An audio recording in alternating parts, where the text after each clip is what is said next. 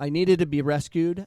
Former Seattle teen soccer star says youth coaching safeguards failed to protect her from sexual abuse.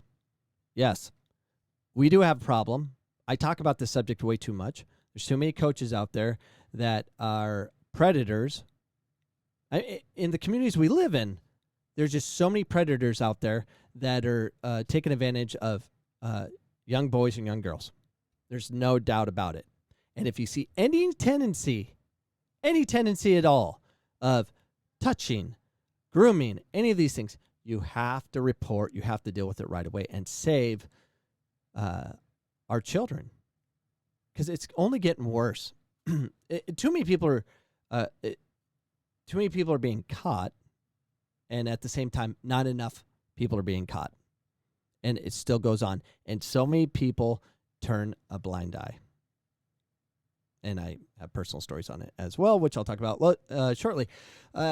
So Seattle Times is reporting this, and this is an article by Jeff Baker, and it says, only while performing on the field could teenage soccer star Amy Carnell escape the turmoil engulfing her life away from it. Now, the ones that don't know, Amy Carnell is a big figure in soccer. She's a general manager for the Sounders women and Seattle Reign. She is kind of a big deal. The attacking midfielder for the Northwest Nationals Stellars youth select team knew once she headed to the sidelines, her coach, Michael Koslowski, would be there waiting. He's like, come on, little girl, come to me. I'm at the halfway line. I'm gonna do inappropriate things, and everyone's gonna watch. She joined his Mount Lake Terrence-based Stellars in 1997 when she was 13 and he was 40. Disgusting. She claims his personal phone calls, affectionate notes, and gifts of trinkets and mixtapes, began soon after, along with back massages and legs and thigh rubs by age 14 and sexual touching by age 15. Now, for the ones that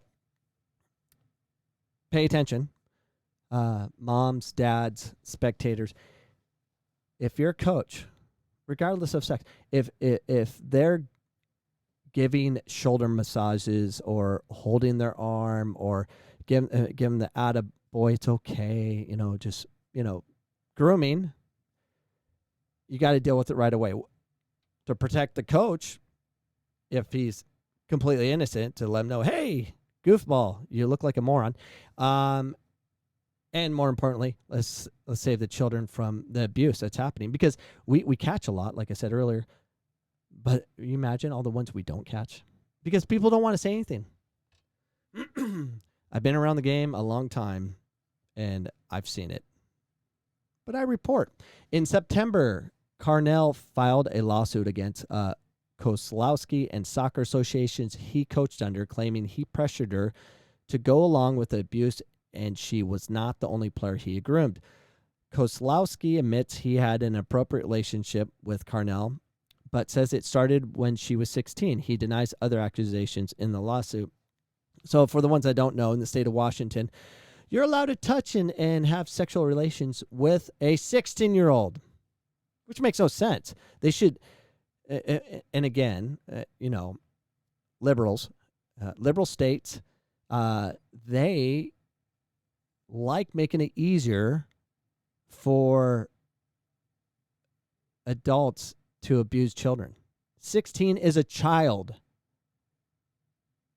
It's a child. 18-year-old is a child, in my opinion. But anyways, so 16 is okay to do bad things, which is ridiculous. It just, where did they get that age? And why? Why is that such a liberal-leaning thing to do that? Do you know what they're doing in California?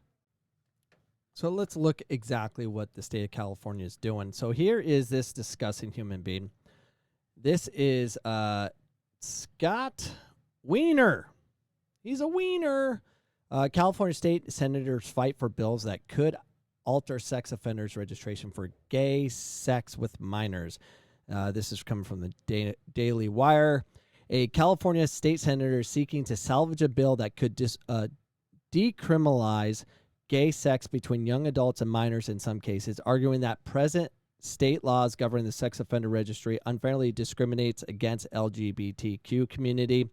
According to the San Francisco Chronicle, California State Senator Scott Weiner, a Democrat from San Francisco, is using the last few weeks of the legislative session to mobilize support for the SB 145, a bill he introduced last year that stalled in a key committee. The legislation would allow judges discretion over sex offender registration in all cases involving voluntary intercourse between teenagers from the ages of 14 to 17 who cannot legally consent and adults who are less than 10 years older. As the San Francisco Chronicle reported, if a man has vaginal intercourse with an underage teenage girl, the judge can decide whether he should be placed on sex offender registry based on the fact of the cases. But if anal or oral sex or vaginal penetration with anything other than the penis is involved, the adult must register as a sex offender, a relic of a penal code that criminalized those acts until 1975, even between consenting adults. California's sex offender registry continues to draw that distinction, and an adequate, outdated, leftover distinction that somehow oral sex is worse than vaginal sex, Weiner said. He added that such precedent is horrific homophobia that is irrational and ruins people's lives. Are you kidding me? Whose lives are we worried about here?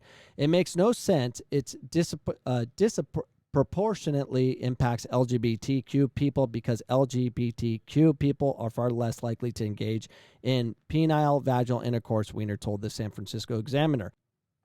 Weiner, who co-sponsored a 2017 bill that made knowingly exposing a partner to HIV no longer a felony, claims his support for SB 145 has exposed him to danger. I've been the subject of death threats and personal attacks, threatening to decapitate me and send my head to my mother, Weiner said earlier this week during an online news conference.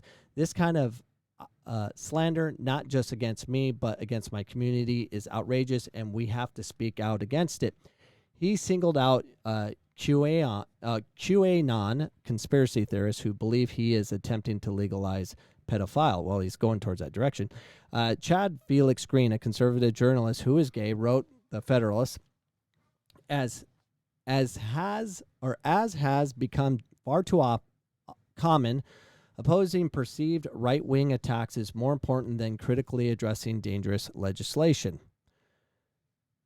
Goes on to say, providing reasonable legal accommodation to this very specific and narrow experience should not be an open invitation for adults to exploit young teenagers by engaging in sex with them. Unfortunately, Weiner and other California lawmakers who had no formal pushback on the legislation so far are more interested in pursuing grand social ideas rather than writing simple rational law. Left-wing media is all too happy to use labels of hate and conspiracy theories to dismiss legitimate concerns. That is a freaking problem. It makes zero sense to do legislation to protect one class, opening up the floodgates to attack the children. It's ridiculous. It's absolutely ridiculous. So this guy, let's get Tim. So there he is. There's Amy Carnell and Michael Kozlowski. He is the sicko that took advantage of what he thought was 16 is a great age to do what he wants. And that's the problem we are in. That's absolutely the problem we're in. For every legislation that is created by our government, it may have good intentions, and it will open up those who will see the opportunities for them to take advantage of whatever they want to take advantage of. In this case, how can I do bad things to little ones? You're a coach, but 16 is the allowable age in the state of Washington. I can do bad things. It's stupid. I don't think any coach should be forgiven or should not be under a different set of rules. If you're the coach, you're in charge, and just because they're 16 and you're coaching them, you can take advantage of them because you're the coach. I don't know. It's a breeding ground of stupidity.